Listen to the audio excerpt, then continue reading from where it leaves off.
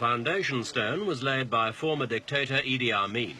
The country is Uganda, and the spectators' interest is focused on an unusual event in this troubled state. They're counting the votes in the first election for 18 years. In early December, Ugandans re-elected Dr. Milton Obote as their president. It was an exercise in democracy that Ugandans hope will bring stability. In Kampala, the capital, the daytime picture of normality is deceiving. When work ends, it's a desperate scramble to get a lift home, because there's still a curfew in operation. After dusk, Kampala is one of the most violent cities in the world. In one recent weekend, over 30 people died.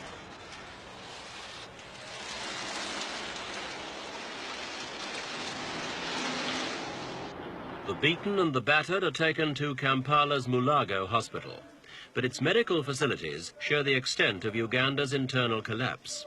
It's a legacy of 8 years of brutal dictatorship under Idi Amin and 18 months of chaos since his overthrow. In greater part, it's still a luxuriant and bountiful land, but the values of Uganda's 13 million people have been distorted by the years of lawlessness. A whole new economy has developed based on the mahendo, the local term for black market. The basic monthly wage can be doubled by an hour's dealing in a scarce commodity like sugar.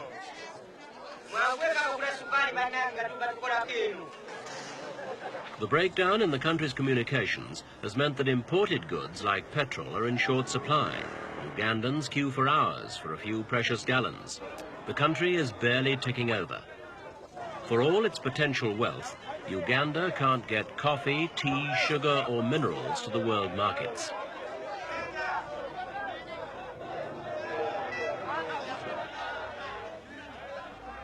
Against this background, the country's ruling military commission called for democratic elections. It was to be the first step towards political and economic stability. From the outset, the most favoured candidate was ex-President Dr. Milton Obote. To fight the election, he returned after nearly 10 years in exile in Tanzania. He had been overthrown while out of the country in 1971 by his army commander Idi Amin. Now he arrived to begin a remarkable comeback.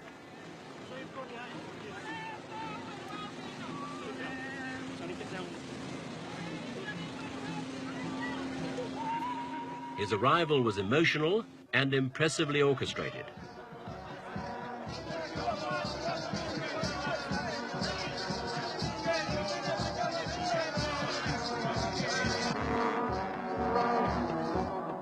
The campaign of Obote's Uganda People's Congress, UPC, was to be well run and financed. Its strength came from the Nilotic peoples in the north and east of the country. Much of its cash is thought to have come from wealthy Asian families who were kicked out of Uganda by Amin. They hoped an Obote victory would allow them to return and repossess their land and businesses. A campaign of Asian hopes and tribal enthusiasm.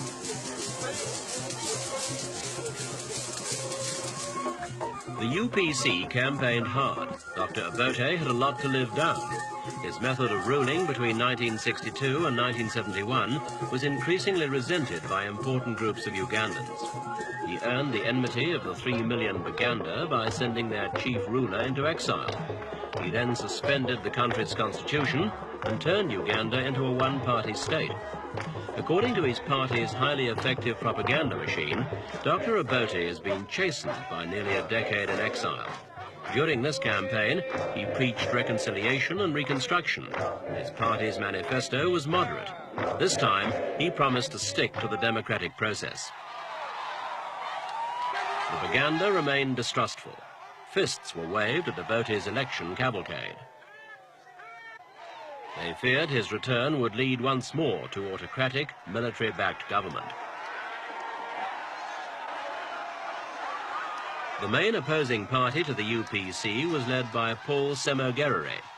The conservative Roman Catholic-dominated Democratic Party gained the overwhelming support of the Buganda. Semogerere, a quiet lawyer, seemed lackluster in his performance against Obote. The DP was not as efficiently organized as the UPC. In his campaign, Semogerere accused the UPC of intimidation.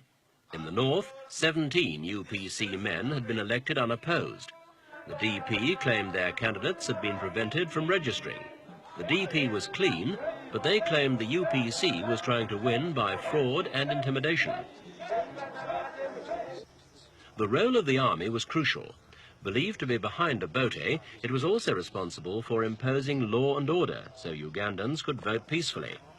Given the accusations, we asked the army leader, Brigadier Ojek, whether he felt free and fair elections were possible.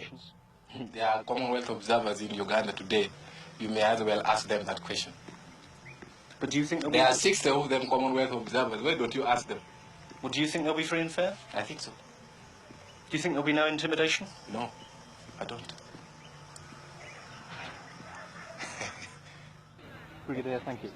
On election day, Ugandans turned out to vote in enormous numbers. Some of them had walked many miles to arrive at the polling stations early in the morning. For many, it was their first vote ever. Mr. Ebenezer Debra led the Commonwealth Observer team. 9 senior observers and their 37 assistants chatted to voters and watched over the polling. There was, however, a major hitch. Officials waited in vain for ballot papers. By midday, they still hadn't arrived at some Kampala polling stations. Some voters believed they weren't going to be allowed to vote. To exercise our liberty, our birth liberty. It was the early afternoon before the ballot papers finally arrived. Commonwealth observers were to note this and other irregularities. But overall, they were to overlook these problems and to declare the result a valid exercise. They felt that the Ugandan people had been freely able to express their choice. The use of die, as in Zimbabwe, stopped voters voting more than once. Stamped ballot boxes were padlocked. The observers felt the country should accept the result. DP candidate got 983.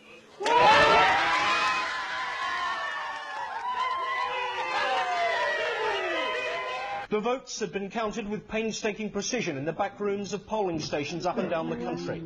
Many results had been announced when the military commission stepped in, suspending all results, even arresting the returning officer in Kampala who had issued his.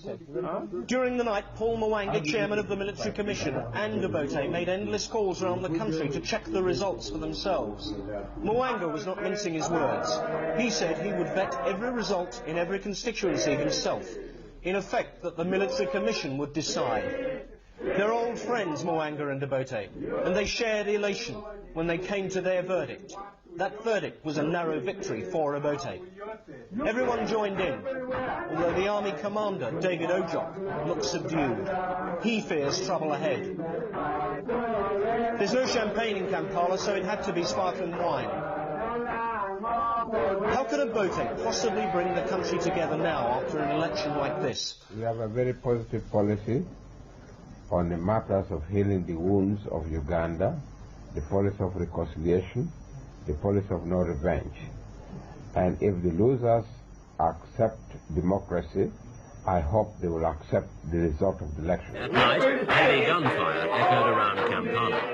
It was believed Obote's mandate was being sealed in blood as factions of the Ugandan army turned on each other. Paul Semagerere had no way of knowing what was going on when I found him at his home early this morning. He was sticking to his claim of victory. Anything else would be fraud on Mwanga's part, he said. I think it's acting under pressure. I would say the chairman, not the whole military commission. I think the chairman is probably acting under pressure from the UPC. From Obote? It is possible. I wouldn't be so categorical, I'm not sure, but I believe there is pressure from Obote's camp, either to keep the world ignorant of the defeat of the UPC, or worse still, to put pressure on him to nullify results which are in the field of the Democratic Party, and perhaps come out with defrauded election results, claiming a UPC victory. As word spread that the DP might not come to power, a crowd gathered outside Semagerere's headquarters in Kampala, chanting for the victory they do believe is theirs. President Obote is back in the presidential palace, the first modern African president to regain office after being deposed. This power was reinforced by the Ugandan army and the 10,000 Tanzanian troops who remained in the country after overthrowing General Amin. But was Dr. Obote's victory legitimate? What about opposition claims of foul play? The UPC or the Democratic Party or any other party has evidence of elections not having been done according to law, or the provision is there in the law, we would go to the courts. We would not accept even a UPC member sitting in Parliament if he was not properly elected. We would not. You said time and again, Dr. Obote, that you want to clean up Uganda. Yes. How are you going to do that? There's a lot of work to be done. We'll try to clean up Uganda. Uganda's stability will depend on several factors. One will be whether Obote can win the confidence of the Baganda. Another is law and order. Even more important, perhaps, is the economy, for if prosperity returns, stability will probably come with it. Obote has promised to tackle these problems without interfering with Uganda's newly restored democracy. Keeping that promise will make this one of the most difficult jobs in Africa.